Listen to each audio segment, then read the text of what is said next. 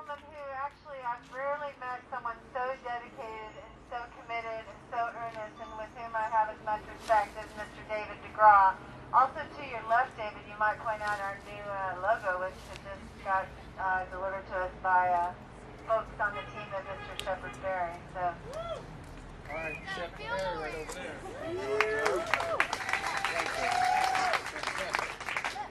Well, since this movement has started, I got to meet a lot of great people, a lot of inspiring people that I've admired through my life. About a month and a half ago when I first met, about a month before I first met Reverend Hunter, I was invited to Russell Simmons' office to meet with him, and I thought, all right, that's pretty cool, I get to meet with Russell Simmons. And when I got there, Dr. Ben Chavis was there. And that was really cool to meet Dr. Ben Chavis. You know, his entire life has been a battle. He worked with Dr. Martin Luther King. You know, of course, he fought, you know, against segregation. He spent time in jail. I mean, he's done it all. He's really paved the way.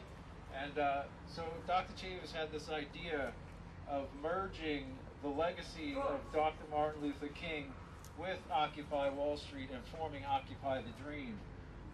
You know, Dr. Chavis has just overwhelmed me with the stories he's told from working with Dr. King, and that he sees Occupy Wall Street as the continuation of the fight for economic justice that Dr. King started. You know, when Dr. King was organizing the Poor People's Campaign, there were not as many people living in poverty as there are today in America. The inequality of wealth in America today is worse than it was in Dr. Martin Luther King's time, as insane as that sounds. So, you know, this was a very inspiring, you know, coalition that we formed. We got to go to D.C. where I met Reverend Hunter and Reverend Jamal Bryant. And there's been actions all through this country at Federal Reserves today to mark the beginning of this movement, this campaign. And from what I hear in all the other cities, it's been spectacular. The turnout's been great. The energy's been great. Just real quick, a lot of people say, why the Federal Reserve? You know, what's the connection? And when people say that, I just don't even know what they're talking about. You know, they have two heads when they say that. You know, the Federal Reserve is the central planning force behind our economy.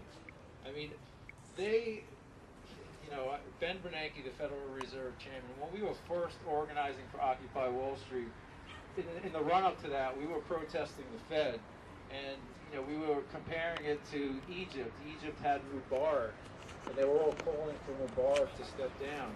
So we were going to the New York Fed, and we were calling for Bernanke to step down because he was our Mubarak. You know, I mean, the Federal Reserve moved around $29 trillion of our money in secrecy. And what did they do with that money? You know, they gave it to the big banks who destroyed the economy. You know, that there's been many, many different Federal Reserve programs, but, you know, some quick highlights, you know. They gave near zero interest loans to the big banks who destroyed the economy. And those big banks then gave that money back to the American government at 3 to 5% interest. So, like, does everyone understand how ridiculous that is? Near zero interest loans, and then they give it back to the American government for 3 to 5% interest. I mean, this is the ultimate. It's a criminal racket. It's the Wall Street mafia, and this you know, Bernanke is the godfather of the Wall Street racket. Okay, so I don't want to go off on a big tangent.